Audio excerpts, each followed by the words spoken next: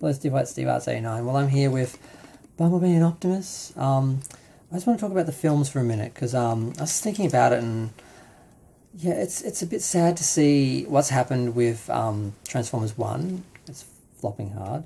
And to see what happened to the movie series before that with a slow decline and revision and rebooting, and then going back to what wasn't working, and then abandoning it all for a kiddie animation film, which basically was trying to rewrite everything and start from scratch with new fans or something, and like that's going to work. But I was thinking about the original film and how good was it really? It was good. It wasn't great, but it was good. But we thought it was great because at the end of the day, all us kids who grew up watching Transformers, all we really wanted to see were real Transformers. We wanted to see live action Transformers. We wanted to see believable cars transforming into believable robots. Real things turning into believable robots. Basically, is what we wanted, and we were so excited to get that we looked past the little flaws that the first film had, the over-the-top comedy, the fact that none of the backstories or looks or personalities of any of the characters other than Optimus resembled anything from the cartoons. And I think at that time we didn't really appreciate how the current sort of the studios would basically handle older IPs, which is basically some companies or investors basically licensing the names for brand recognition, then creating totally different films with totally different characters and totally different scenarios and stories, because they're either not familiar with it, don't care about it, or they don't want to pay other people the royalties for using the stories and characters that they've already developed that we want to see. That's what we want to see. So, yeah, I think we looked past, and the first film's flaws and made it great when it was really just kind of good. And then they just got further and further away from what was working about the first film, what we loved about the first film and Transformers as a whole, and then they blamed us.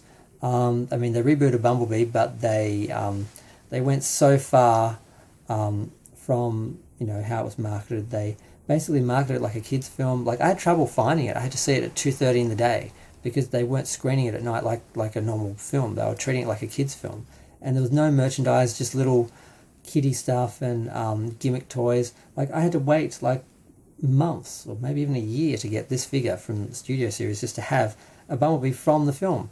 I was there with my wallet wanting to watch the film multiple times, wanting to buy merchandise, and there was nothing but a couple of colouring books and some really dodgy little kids Transformer toys, and that's it. And then they sabotaged the film like that, and then said, "Oh, it didn't make any money. Fans don't really want to go back to Transformers. They want more Michael Bay." So they promised us a sequel to Transformers Bumblebee, but we just got a Beast Wars film, which is even further away from Generation 1 and what fans actually want, in the Michael Bay style, in the Bumblebee era, without actually being a Bumblebee sequel. So that was a disaster as well. And it's not surprising because they strayed so far from the original, and like I said, at first we turned a blind eye to it because we just wanted to see real live action Transformers, and once that novelty wore off, we realised that these films are kind of crap. They're just, maybe for some adrenaline addicts, they might be able to just keep tuned into that much action for 2 hours, but it just exhausted people, and there was no character and no story, and nothing looked like what we remembered. The nostalgia factor was just gone. The only character that resembled any of the other characters, really, the original characters, was Optimus Prime, and that's about it. And he didn't even look exactly like Optimus, but at least we recognised the personality and the character, and we had Peter Cullen's voice. But, we eventually got into this, which is pretty good. But, yeah. So, yeah, just I think it's fairly simple. Fans looked past the flaws in the first Michael Bay film because they just wanted to see live-action Transformers, and then we couldn't escape the reality of how crap that series was, and it died because of that. And of course they blamed us and wouldn't just do what we want, wouldn't just do Generation 1 Transformers films with actual stories and characters. And not every film has to be a Marvel film with this giant universe ending sort of cliffhanger crisis that you spend half the film in over-the-top action, and it just becomes a blur at a point for most people. So yeah, that's what happened to the Transformers movies. I was thinking, what happened to the Transformers movie? Why did it end up like that? And I was like, well, they gave us what we wanted initially, but only on a superficial level, on a surface level, and everything else didn't work. And once we really started to, look at that and see that, we just sort of went away and left it alone.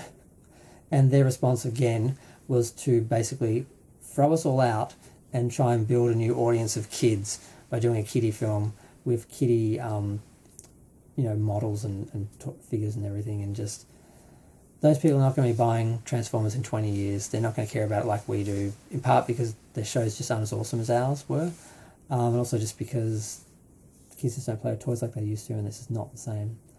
And I don't think they're going to have the same nostalgia factor that the Generation 1 ones do. But I'm going to go. Feel free to share, like, comment, subscribe.